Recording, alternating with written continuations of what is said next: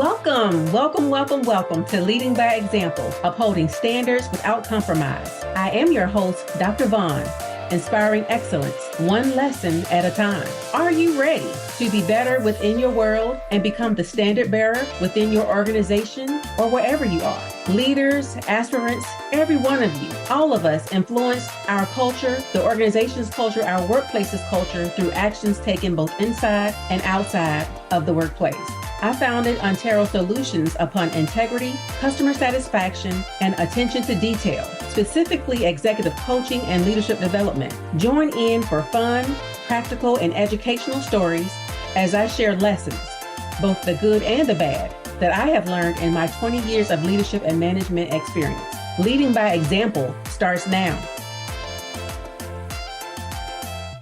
Welcome, ladies and gentlemen, to a brand spanking new radio show that is set to challenge the status quo, inspire change, and empower you to lead by example in a world where standards are often compromised. I'm your host, Dr. Vaughn, and I'm thrilled to be on this journey of discovery and transformation with you. Have you ever wondered why standards seem to erode in our society, whether it's in the realm of ethics, business, politics, or even our personal lives? Why do we often find ourselves in situations where principles and values are sacrificed for short-term gains or convenience? These questions lie at the heart of our show, Leading by Example, Standards Without Compromise. Over the course of the show, we will delve deep into the complex landscape of compromised standards, seeking answers, insights, and most importantly, solutions. So I hope you're ready to learn more about leading by example. Let's begin now. So in this last episode of the series, Cultivating Ethical Cultures, Building Integrity from the Ground Up, we had two guests, Mr. Aaron Kelly and Mr. Jude Joseph. And jointly, we examined the role of leaders in fostering an ethical culture within their organizations and the impact this has on overall performance and reputation. In the final episode of this series titled Standing Tall, The Journey of Unwavering Ethical Leadership, we will discuss the importance of accountability mechanisms and sustaining ethical leadership and how these frameworks can be effectively implemented. I am so super duper excited today because we have a guest, Dr. Mike Smith, and I know this will be a fun time and a very lively discussion. So let me introduce Dr. Mike. Dr. Mike is a distinguished leader with a remarkable career spanning over 3 decades. He enlisted in the U.S. Air Force in 1983, where he dedicated 26 years to service, holding numerous leadership positions. His roles included serving on the Major Command Headquarters staff and leading several base honor guard teams that provided military honors to fallen comrades. Mike's exceptional leadership abilities culminated in his selection as the first sergeant of the elite United States Air Force Thunderbirds Air Demonstration Squadron, where he represented the Air Force globally through air shows, community visits, and public speaking engagements. Transitioning from military to civilian life, Dr. Mike became a corporate leader at Berkshire Hathaway Energy Company, working under Warren Buffett and Greg Abel. In this capacity, he provided leadership, mentorship, and guidance to employees at all levels, including senior corporate leaders. Dr. Mike's career trajectory continued to rise as he took on the role of group CEO for a global coaching company. Currently, he is the founder and president of his own company, where he is highly sought after for his expertise in delivering keynotes, workshops, retreats, and masterminds.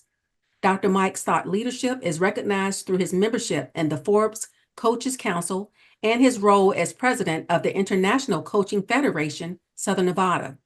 Dr. Mike has been featured on various media outlets, including Fox Atlanta, Fox Baltimore, Fox Indianapolis, NBC Louisville, NBC Davenport, ABC Portland, ABC Tulsa, CBS Tampa, and CBS Michigan. His insights have also been published in Forbes, HR Morning, and other notable publications. Dr. Mike Smith holds a PhD in Industrial and Organizational Psychology with a specialization in Leadership Development and Coaching from Walden University. He also earned a Master of Human Relations from the University of Oklahoma and a Bachelor of Science in Education from the University of Nevada, Las Vegas. Further, Dr. Mike has a Professional Development Certificate in Building Organizational Cultures from Harvard University, an Executive Certificate in Leadership from the University of Notre Dame, and a professional certificate in advanced human resource management from UNLV.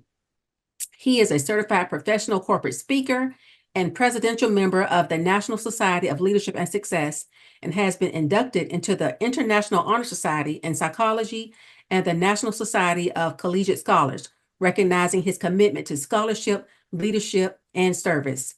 Woo! Dr. Mike, welcome. OMG. Dr. Wow. Vaughn, thank you very much for having me. Awesome.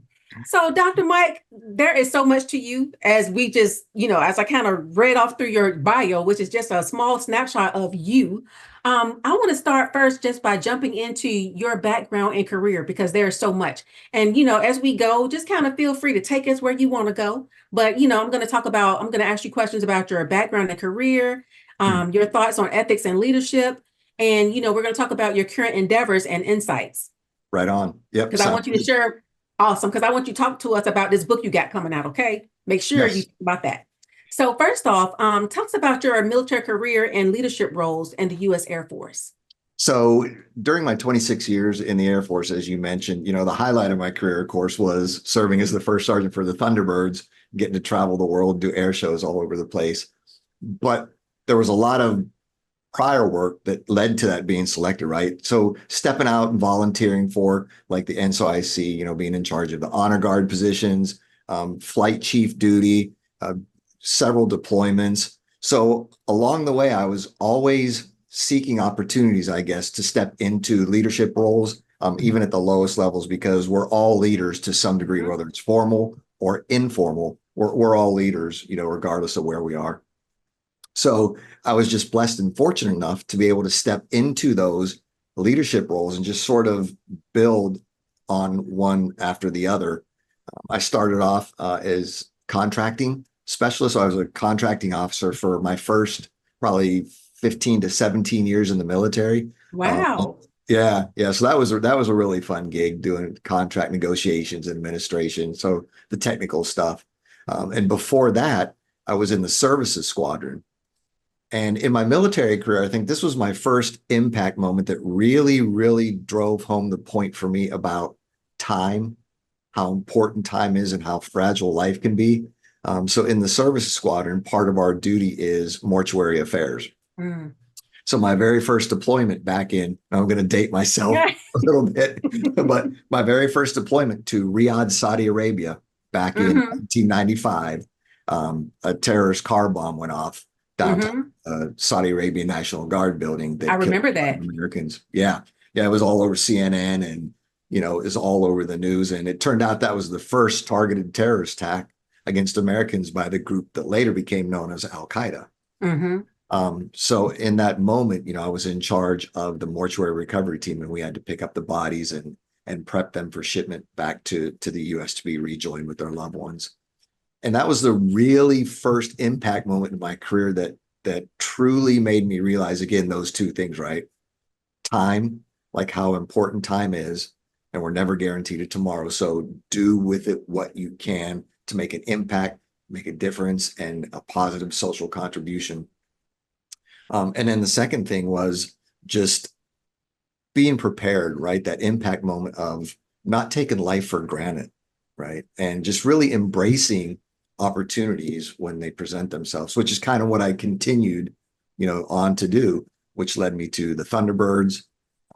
And then I retired from the Thunderbirds and got fortunate enough to transition right into a corporate job with Berkshire Hathaway Energy and kind of worked my way up through my time there. Wow. You Yeah. mentioned time, and I love your insights or your perspective on time. And I'm thinking about all of your accomplishments. And I'm like, how does he have time? But I think this speaks to, and I don't want to get off track of our topic here, but I think it speaks to, you knowing your purpose. Yes, yes, huge, huge. Yeah, when you can land on your why, and we can talk about this later, but the core purpose statement, right? Having a core purpose statement, being able to truly look inside and dive into who you must become as a person, as a unique individual, as a leader and a member of society, really, really creates that alignment and clarity for all areas of your life. And then you're unlocked and unleashed to really step into your calling at that point. I love it. I love it. So let's see. In addition to time, are there any additional key lessons that you learned from your experiences in the Air Force and at Berkshire Hathaway? I would have to say some of the key things that really got me to the path I'm on now is how truly important leadership is and how truly important it is for leaders to own the responsibility of creating, embodying, and communicating the right type of culture for their organization and what they want that to look like, right? Versus trying to be a cookie cutter or letting, the grind and the ops tempo get in the way. I mean, as Mhm. leaders, right, we have responsibilities to not only the people we serve, but to our peers in the community, right? So that's something that we need to take very seriously. So throughout, I was by no means perfect coming up through the ranks, a lot of bumps in the road, but I always had leaders that looked through that, momentary lapse in judgment, if you will, Mhm. saw who I was inside and decided to roll the dice and take a risk on me and mentor me through some hard times, through some good times, right? But it was always someone there in that leadership role to mentor, to guide, and to realize that I was more than just the action that happened at that moment. You know what? I love that you said that, Dr. Mike, because, I feel like because we came up in the military around the same time, within the same time frame. Yeah, So fast forward to now, soldiers that are growing up through the ranks, I personally don't feel like they have enough people who actually give them that grace and mercy to be and to learn and to grow that we had. Because just like you, I made some fumbles and if I had got snatched up, I may not be Dr. Vaughn. You know what I yeah, mean? yeah, And absolutely. I just feel like, leadership may have shifted a little. I shouldn't say leadership in general, but I just feel like some of those leaders that have a soft spot for, giving people those second chances, those instances, don't exist. And maybe it's because of the times we live in now. I'm not sure, it would take us to do some research to figure out what that is. But I'm Right. so glad that you shared that because I feel the same, you Yeah. know. Once they mess up, it's kind of like zero tolerance. Yep. Yeah, 100%. Yeah. So, and again, I think you're right. That could be just a sign of the time and the evolution of, the Air Force or really any organization. But along with the evolution of that organization or those, ethics, values, morals, beliefs, whatever it is, leaders also have to evolve in a way that's still effective, efficient, and impactful, which kind of dovetails nice into what we're talking about here today. Mm-hmm. Yeah. Wow.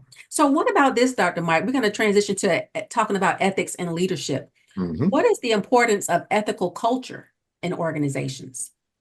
So I believe, based on my experience, that an ethical culture within an organization creates the foundation and the framework for excellence, belief, and belonging, right?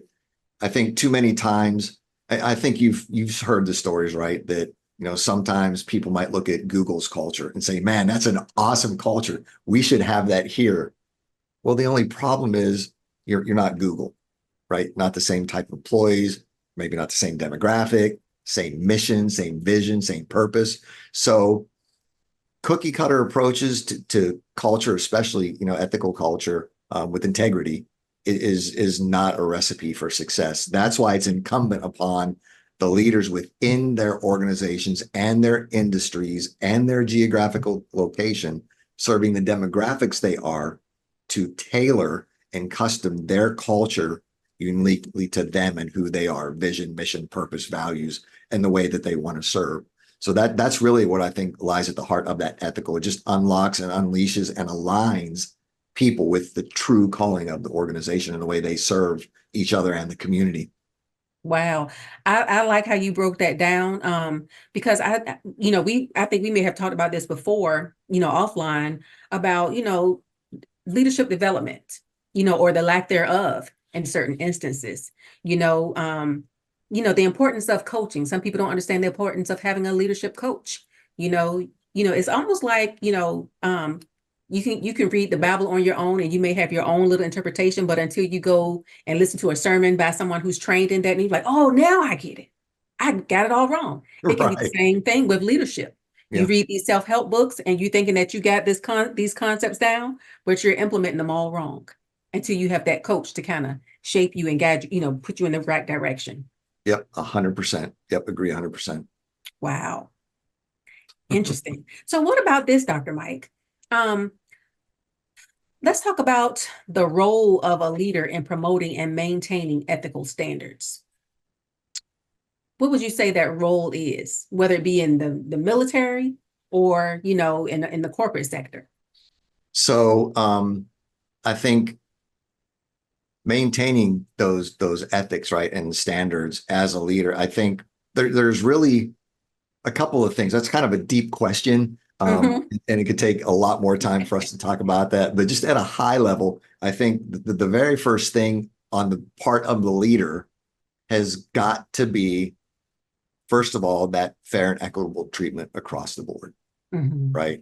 There's standards in place for a reason. And I think too many times, and I was guilty of this as a young leader myself, right?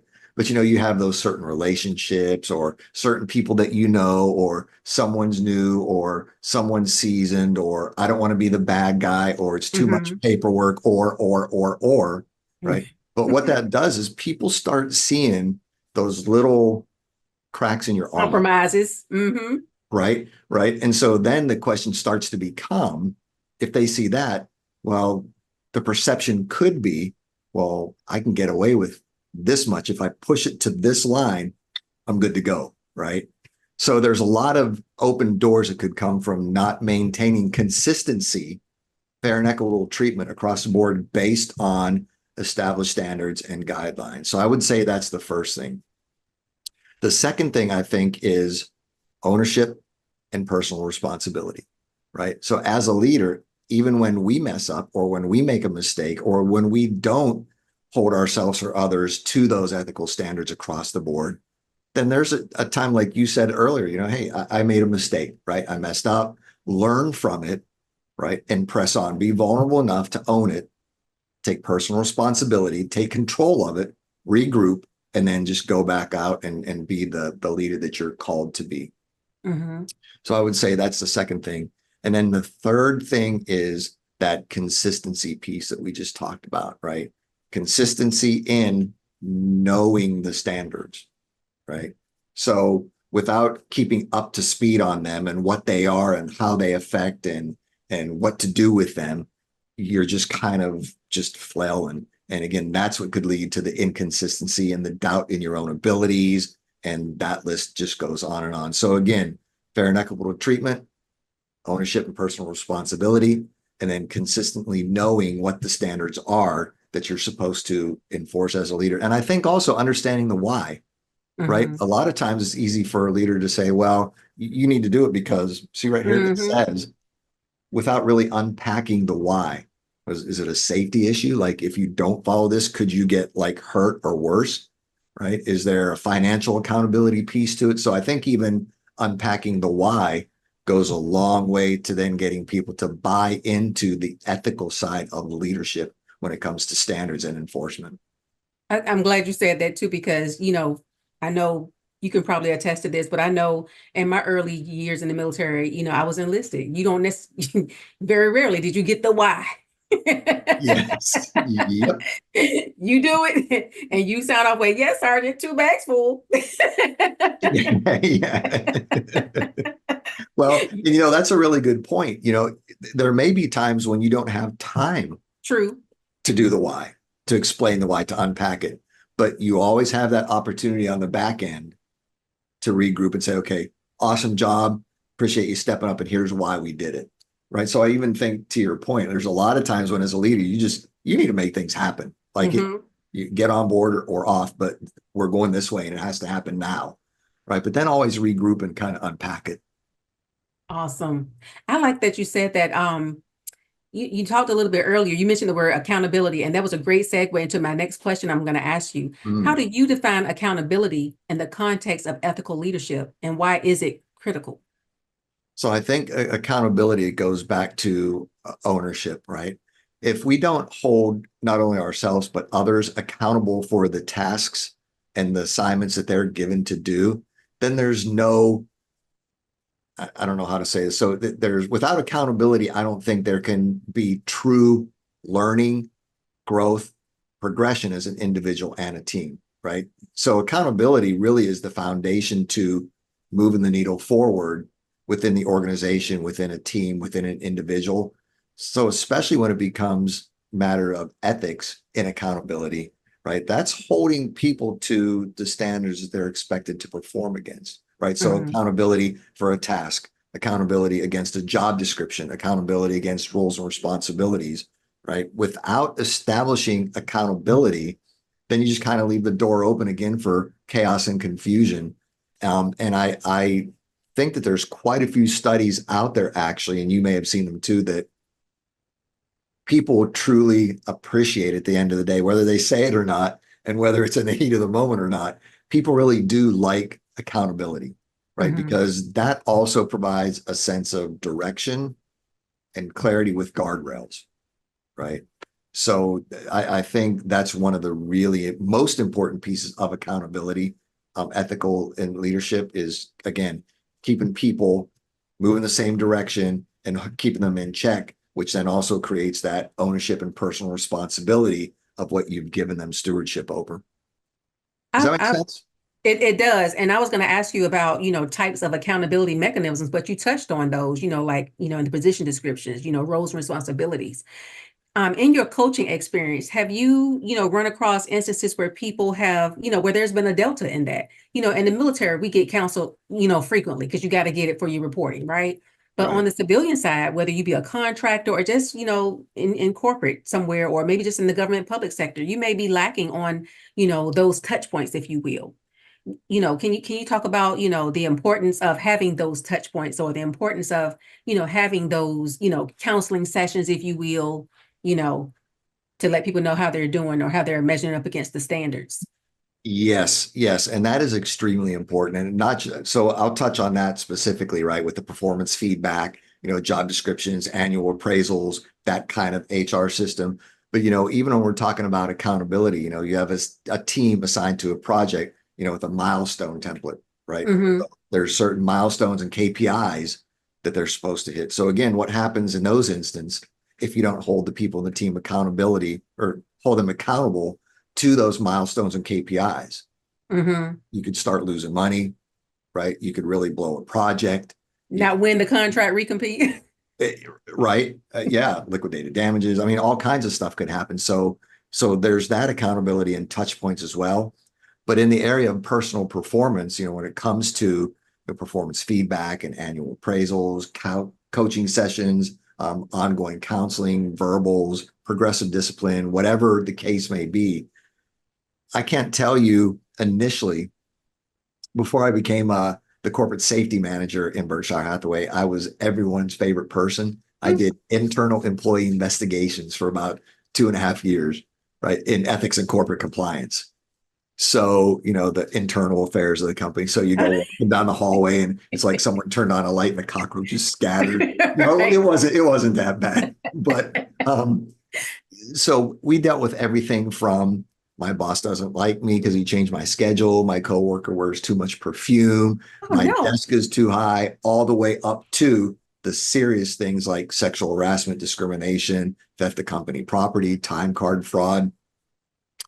And so going through all of this, as part of my job, what I would do is I would also have um, on several occasions, I would have leaders come to me, right, and say, "Hey, Doc," well, I wasn't a doc back then, but they're like, "Hey, Doc, I need Joe gone. Like, terrible employee, worst employee ever. Like, he's just causing all this toxic stuff. Never does his task. Is always late. Like, I just need to get rid of him."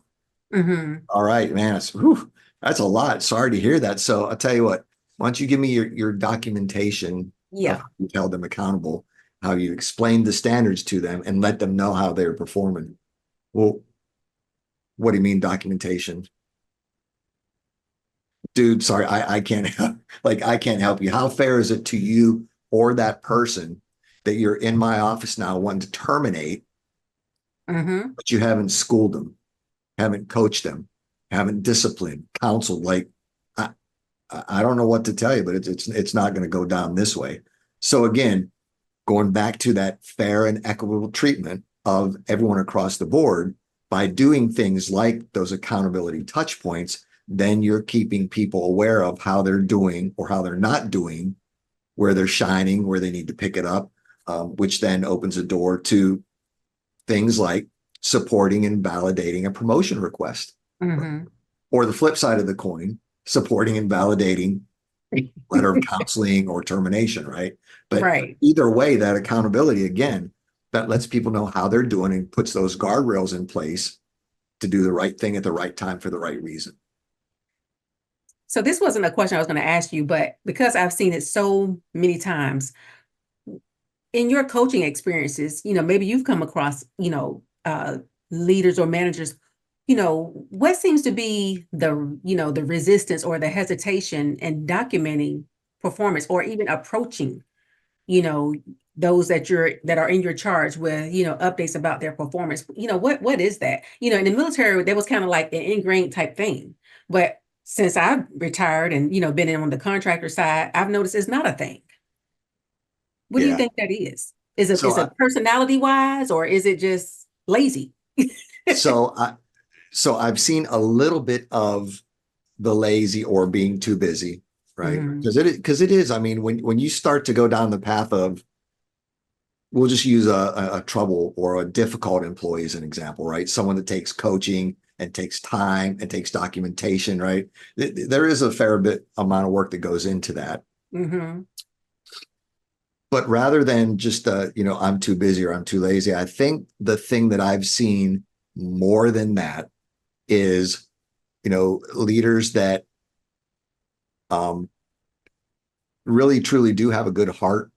So they're scared of or worried about or don't want to have that crucial conversation, potentially hurt someone's career. Well, I know him, he's got kids. I don't want to do anything to jeopardize the bonus, right? So instead of having those difficult conversations and dealing with it, it's just kind of easier. And here's the ironic part, right? It's only easier in the moment. Hmm. The longer it goes on, it doesn't get any easier. It gets a lot Exactly. harder and a lot worse, causes a lot of toxic issues among the other employees who are doing their share when this one isn't, and they're all Yep. still getting treated the same, right? So I think that's the bigger thing is the times that I've seen that's that the leader wants to be liked, doesn't want to be perceived as the bad guy or the mean person or a jerk. So it's really overplaying the compassion card to a fault. Mm. That makes sense. It does. It does.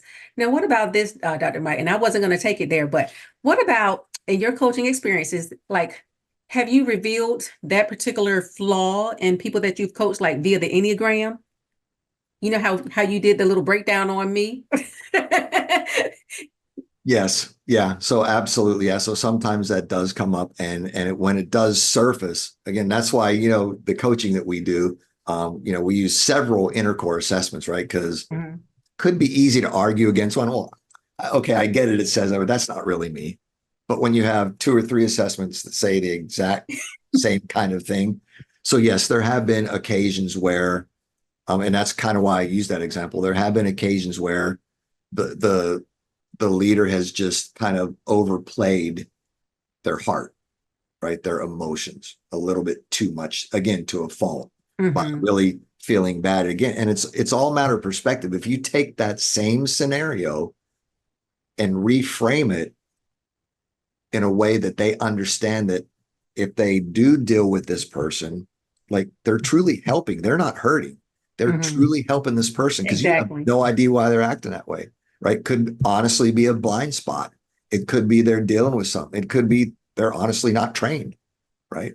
So not only are you helping that person, but you're helping the team, like the rest of the people that are sitting around watching Watching. that and seeing nothing happen, right? And then Mhm. they go, well, if they're still going to get their bonus and they're late every day, why am I 15 minutes early to turn my computer on, get my desk set up and get ready to roll? Like, screw it. I'm Yeah.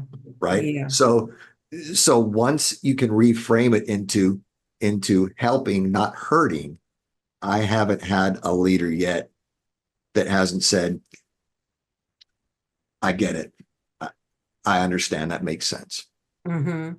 Yeah. Mhm. Yep. I'm glad you shared that, Dr. Mike. Thank you so much. Yeah. Thank Um, you. so what about this? Let's talk about your book, Protect Your Patch. Yes. Okay. So what about it? So What do you think? In your book, you discuss creating a legacy-inspired culture. Mhm. How do accountability practices contribute to this? Very, very good question. So again, I think when you're talking about a legacy inspired culture versus a personality driven one, right? I think Mhm. that's really where the downfall of a lot of cultures are, right? So, I got the whole protect your patch from my time on the Thunderbirds. There's an organization that's been around for I think 65 years at this point, Mhm. where the commander, the number one pilot, changes every 2 years, like clockwork, right? That's not a very consistent leader, you would think, right, in that position to continue a legacy inspired culture for that many years, but it happens. Mhm. It's still in place now. And I was, in corporate, I've heard stories and I've done some research and seen that, whoever happens to be in charge, whatever their background is, whatever their values are, whatever their perception is, whatever their likes are, that's the kind of culture that starts to unfold, right? Mhm. Which could be disruptive if you're already one way and things are going nice. Like, I've seen CFOs, someone with a strong background, get made CEO in a production company, right? Where Mhm. it was a lot of, creating products for construction. CFO tried to then create the culture of, like an accounting company, right? And it didn't Didn't take work. long before things started to surface that weren't working out so good, right? Again, it's the collective whole of values and beliefs and belonging and moving forward and serving, right? So I think when you're talking about a legacy inspired culture and accountability, again, when people are clear on the standards, there's accountability mechanisms in place to keep those standards upheld at a high level based on vision, mission, purpose, values, and the umbrella of the culture of the company. That's what allows a legacy inspired culture to be born, to live, and out survive and outlast everyone who put it in place, right? Because when you're operating on, again, standards and a true legacy inspired culture versus feelings, or the soup du jour, if you will, right? Mhm. That'll stand the test of time way beyond any leader who's in charge at that given time. But again, even Mhm. that takes work, right? Because the leader that steps in, and that's one thing about the Thunderbirds, every leader, number one pilot that came in, 2 year rotation, came from, a different base, different hours in different aircraft, grew up in different places, went to different colleges, got their degree from a different place. But as soon as they were hired and walked through the hangar doors of the Thunderbird hangar, they knew exactly why they were there. And they stepped into and embraced that legacy inspired culture that was already there. They just evolved it, kept it going, and tweaked it where it needed to be. But the foundation was there. And everyone that stepped through those hangar doors knew it, knew why they were there, and wanted to be there. And that's what I miss about, being in uniform. The same was the case in the 82nd Airborne Division, in the Army in general, wherever I've been assigned. But I want to ask you, Dr. Mike, so, what is it about, the Air Force and the Thunderbirds that kind of kept that culture in place? Like you mentioned, everybody who came on that 2 year rotation for leadership, they came from different backgrounds, different environments, different homes, different upbringings. But when they came to be a Thunderbird to that command, they knew what time it was, and Yeah. they did what they're supposed to do until it was Yeah. time to roll out. What kinds of I don't want to say induction, but what types of culturization, if you will, what's the word I'm looking for? What type of indoctrination took place that made that happen? Because I know in the military is certain things that we do that aren't done on Right. the outside. Like for example, I was in the 82nd Airborne Division. We had prop blasts. It was kind of like it's kind of hazing. I don't want to say, but we did those things, and it got everybody on the same page. And you did what you're supposed to do, and you were proud to do it. What are Yeah. those things that the Thunderbirds did? What did y'all do? So, very good question. That's kind of what led me to create the Protect Your Patch culture program that I have in the eventual book. But in diving into that and unpacking that and reflecting on that, because I asked that same question, I was like, well, how the heck did that happen? Because then I transitioned into my civilian corporate job. And when I first got there, the culture was a little bit rocky, but then we got some leaders in the right place for the right reason, and things actually shifted, and then it got a lot better. But I started thinking, and that's what really got me down this whole rabbit hole of what in the heck was it that allowed that thing to exist and keep going? And that's why I came up with the PATCH acronym. So the P is pride in your brand and what it stands for, Mm-hmm. right? So if you're not proud of where you work at, if you don't know what it stands for, right, I love it. then how you can represent it, protect it, wear it, and model it. The A is attention to detail, right? Doing the little things in a big way, not just the big things in a big way, but the little things too. The T is teamwork that spans the entire organization, right? There were no silos, right? Everyone on that, and we were kind of like the 82nd, I'm guessing. We were a self-sufficient unit. Like within the Thunderbirds, we had our own personnelist, our own finance, our own comm, our own public affairs, our own recruiter, our own maintenance, our own quality assurance, our own fuels, like and up. So Mm-hmm. we went somewhere, we had everyone we needed from every skill set to make the air show happen. Mm-hmm. So teamwork again across the, and that's the one thing I got to share real quick. The very first air show I did, it was in a Fort Smith, Arkansas reserve base. And I was amazed. I mean, I had watched the training season, watched everyone do their thing. But the first time I traveled on that very first air show, the C-17, we got to Fort Smith, it landed, everyone got off the plane. There was just a quick briefing by the number 8 pilot. The advance that got there the day before told us where the hotel was, the gym, show center, the hangar that we were going to use, all that. And then as soon as he said break, like no kidding, everyone just went. Like they knew what they had to do. They like no one had to tell anyone where to go, how to. I mean, it was just amazing, just like clockwork. Like it just happened. So that's the teamwork that spans the entire organization. The C is clarity, clarity in vision, mission, purpose, and values, right? Not guessing, not thinking, but being really clear about those things. And the H is honor by representing the brand in integrity.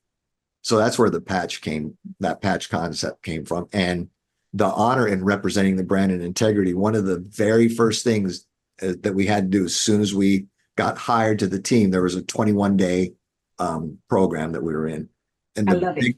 the biggest part of that 21-day program was we got, I think at the time it was maybe a 65-page book all about Thunderbird history from the time the team was formed, the name of the first pilots, the very first air show we did, what aircraft we flew for how many years and what years, like just on history, right? Mm-hmm. So right from the bat, and you had 21 days, and at the end of 21 days, you were grilled to patch, like you were asked 15 random questions by the boss out of that 65 or 70-page book.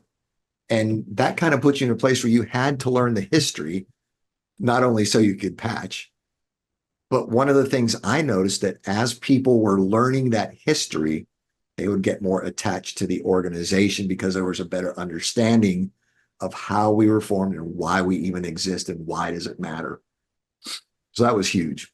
I like that, Dr. Mike. And I'm telling you, when you were saying that, I was just getting so excited because I was remembering, I was having flashbacks about, my time on, now it's called Camp Liberty, but Fort Bragg, especially on the 82nd Airborne side, because, we had to do the same thing. We were secluded for a little period of time. It wasn't 21 days, but, during that time, it was just, our little group. We did physical fitness together. We went to the museums and learned all about the history. We had to learn the words to the songs, everything. And you're right. So, people would say, oh, you were in the 82nd, you're brainwashed.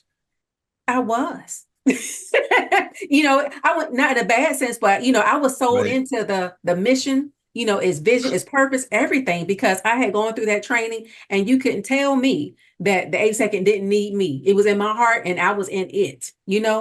And I think Yep. that's, is missing today, and I know you can't necessarily have it on the, civilian side, but that's really and truly what's missing because you go through that little, dedicated block of time and Mhm. you form camaraderie, Yes. with the people that are going through it with you. And you're in that mission together. And, I think that tie is what makes you, at the end of the day, you got a problem that needs to be solved. You dig in a little deeper because you're like, oh, this is my organization. I got to do this. Yeah. Yep. And that's the whole patch concept. That's a reason, part of the reason I'm putting the Protect Your Patch book out there and writing it, and Hmm. have the program is because it is very easily adaptable and implementable. Is that even a word? Oh, it is now. Right, Implement, right. right? You got the mic. It is now. Can be implemented, right? Even in corporate, regardless of industry, regardless of company size, like it can be implemented. So I love it. I tried to frame it in a way that across the board, no matter who you are, where you are, brand new company, legacy company, 10,000 employees, 100 employees, like everyone can take this concept and adapt and implement. I love it. I love it. Like I said, you just, gave me so many, fond memories of my time in the 82nd because, granted, I love my entire military, career, all Yeah, 22 and a half years. But that time I spent in the 82nd Airborne was, probably the most memorable because of those experiences. yeah, We yeah. And even went to that's a museum where they set us in like a little, I don't even know what kind of, it was like a theater chair. But when you sat there, we watching this little movie about the 82nd, it starts rocking like you're in a Humvee. And I'm just like, oh my that's God. awesome. Oh, that's great. It was amazing. So I loved it. And I cannot wait to see what comes out of your products from Protect Your Patch because that's Yeah. going to be phenomenal. Well, and I've actually had a couple of organizations already reach out and want to start working with, and the one that I'm already working with is actually making that part of their onboarding program. Like a little, That's they're actually putting together a little company history book, right, as part of their onboarding I and think that's intro amazing. packet. So it's starting to grow legs and really take off this concept because it's I don't know, it's just so powerful, just what it can do for an organization and teams, right? In Hmm. terms of that legacy inspired culture. And especially in regards to, personnel turnover, I would be interested to see, over time, how that's impacted, how that Yes. changes. Well, and so that's a really good point. You talked about, the importance of coaching, right? Leadership coaching, that one-on-one coaching, team coaching, and taking the time to actually check out your culture and transform it.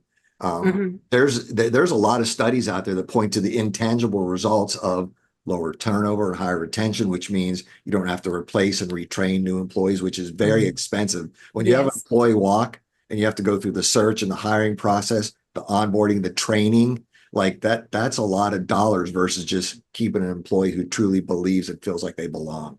And Yeah, want to you're right. stick around to see if they can, excel within the organization versus taking their talents elsewhere. 100%. Yep. So, Dr. Mike, what future trends do you foresee in accountability frameworks, especially in relation to ethical leadership? That's a really, really good question. And I don't want to speak to something I'm not that equipped for. I will say that as long as a human element's involved, I really think there's a lot of great HR systems, techniques, and platforms out there. Hmm. But one of the things that I've seen, and I'm sure you have too, even though you have these great tools for accountability, these touch points, this feedback in place, it's still extremely easy to shortcut them and not use them for their intended purpose if you choose to, right? So I Hmm. think the trend, going back to your question, and this is going to actually evolve a lot, right? With technology and AI and just everything that's coming down the road. Everything. However, there's still always going to be that human element. And I have to believe that the more the professional business and workforce landscape evolves and changes, I think it's going to become more imperative for organizations, specifically HR and leaders, to actually get more on board with the right type of accountability to then be able to keep the organization moving forward. Because nowadays, I mean, you can pull up almost any major business publication and Hmm. just see that people, if they aren't happy, if they don't feel that they belong, and culture is a lot more impact than pay is. Like if you look at studies by Hmm. MIT Sloan and Harvard and Deloitte, right? A toxic or a bad culture will drive people away more so than going someplace to earn more money. I mean, it's Right. it's documented, right? So I think to, like you just mentioned, to keep that talent, right? To keep them in your own home, right? And not have them looking, because it's so easy now to just go, right? Oh, yeah. The accountability framework based on, again, the culture, vision, mission, purpose, values, and using it the proper way, I think is just going to be huge to recruiting and retaining a top-notch world-class workforce within any organization. I really do. I agree. I agree. Now, what about recent trends in leadership development and coaching? Um, I know that you're on the Forbes Coaches Council and the ICF for Southern Nevada. Is there anything that you can share in regards to recent trends or what you see coming down the pike in regards to leadership development and coaching? So the biggest trend that we're starting to see, and again, there's a lot of white papers and research out there on this, is, and you mentioned this earlier, right? Just how valuable and important leadership coaching is, right? At all levels, senior leadership, executive, C-suite, high performer, high potential, emerging, right? Mm-hmm. All those different categories. And just the value that is starting to become more visible now around the leadership coaching and just even the trend of that profession in and of itself. Like it's going to just take off more than it ever has in the next 5 to 10 years. Again, Mm-hmm. because organizations are starting to realize the importance of that unique, customized, tailored, impactful coaching journey, right? Versus just going through, like you said, a generic leadership program or buying a self-help book. When you can actually have someone hip to hip with you, partner in your corner, and actually help you co-create that leadership development plan based on data, Mm-hmm. right? Not feelings, not perceptions, but based on assessments of yourself, objective, and then subjective of those around you. And you can put all that stuff together and create a really true, unique, impactful, tailored leadership development plan. Like just what you can do with that is just, I mean, it's unreal. Just the power it gives you, the clarity, and just the ability to keep rolling. It's priceless. And when we're talking about trends, you mentioned DOD. And I think, we kind of talked offline about, some of the things that you're working on going forward in regards to DOD programs. And, I'm just so amazed, at, the DOD embracing coaching, because when we were coming up, that was not a thing. You got that counseling, you were told what to do. If you didn't understand a particular concept, you go read about it in a particular publication, Yeah. you Yeah. know, and that, or you ask your sergeant and that's it. But now, Yep. they are really investing in people. Yeah. And I've done several workshops, over the last few months and have several more on the books at bases, for everything from a group of senior enlisted leaders, like seasoned seniors and chief master sergeants, all the way to the professional development centers where they're sending, frontline supervisors, new supervisors. And the 2 day workshop that I do, it does a lot of, you know, raising levels of conscious self-awareness, like a lot of introspection before then we get into the culture stuff. But I'll tell you, it's going over really good. And you're right. People are embracing it and actually enjoying it, right? Hmm. Feeling the difference and the impact, having those aha moments, because we're allowed to now create that space and the time to do that type of work, and it's paying dividends. So I dig it.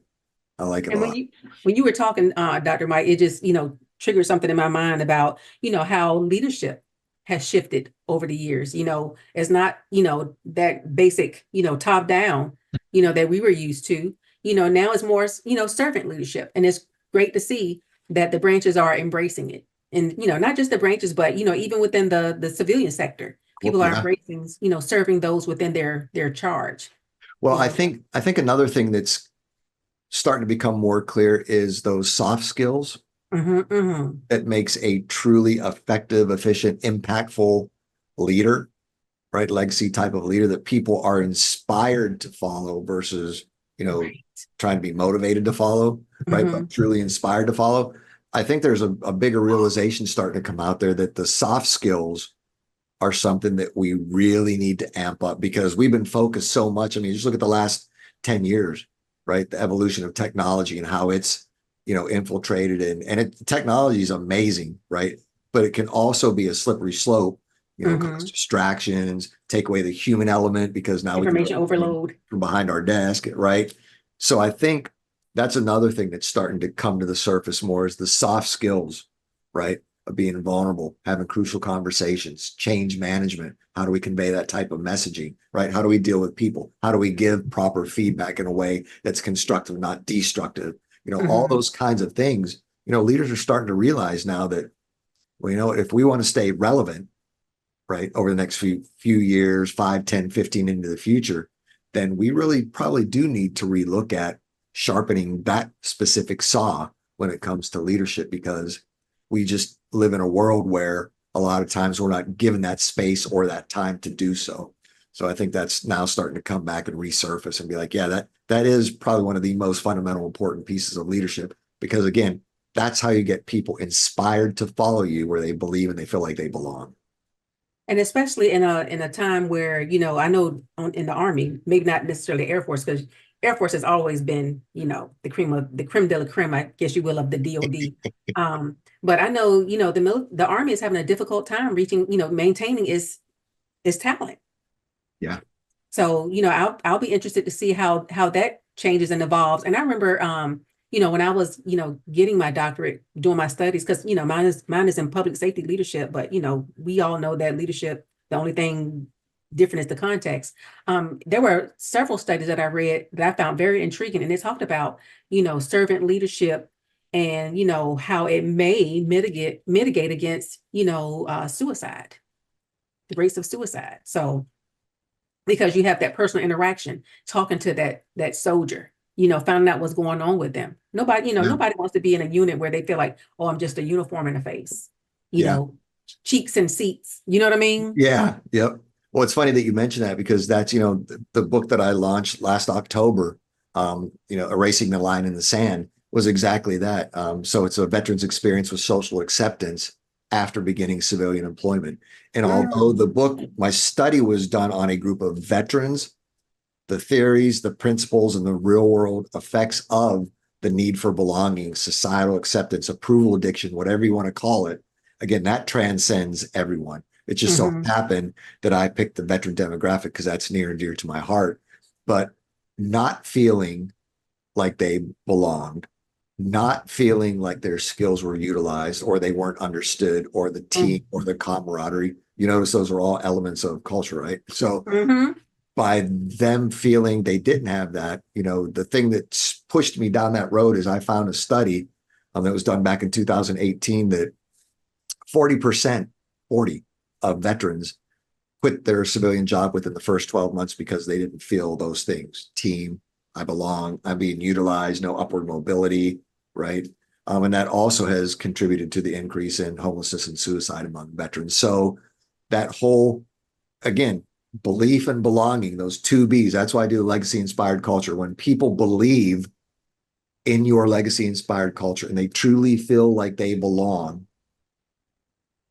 then your legacy is created by default, right? They're inspired. They feel, they feel, right? Don't just hear, don't think, Hmm. they feel, they know that they're part of something bigger than themselves. And I think that's what we all want at the end of the day, right? Is to belong to an organization that's actually making a true dent in the universe and a difference in the world. I love that, Dr. Mike. Yeah. Please share with the audience how they can find you and your books. So my book, the first book, Erasing the Line in the Sand, is available on Amazon. And the best way to check out what I have going on and find all my social media handles is through my website. It's www.docmikesmith.com. I have a little contact me form in there if anyone has any questions, is interested in hearing more. Follow me on social media. It's all right there, one stop shop. I love it. I need to get that book, Erasing the Line in the Sand. I really want to read that. But, as a veteran, of course, that's so many points of what you said about that book, but it captured, resonated in me, especially about the belonging, because it is a difficult transition. Yep. It's very difficult. And not everyone finds their way. Yeah. So I'll tell you what, if you want to shoot me your address, I will autograph one and get it to you in the mail tomorrow. I love books. Thank you so much. Everybody knows I'm a nerd, so you're gonna send me a book. I'm super happy. Awesome. Well, Dr. Mike, as we get ready to close, thank you so much. It's been an absolute honor to have you on the show today. Your insights on ethical leadership and the accountability framework have been incredibly enlightening. Thank you Thank for you, sharing Dr. your valuable experiences and wisdom with us and our listeners. We deeply appreciate your time and the knowledge you've imparted. Thank you for your continued dedication to fostering ethical practices and leadership and for your service to our country and the professional community. So thank you, thank you, thank you. I'm just gonna, pop over to, some quick closing comments. Thank you all for joining us today on the accountability framework, ensuring ethics and leadership. A special thanks again to Dr. Mike Smith for sharing his profound insights and experiences.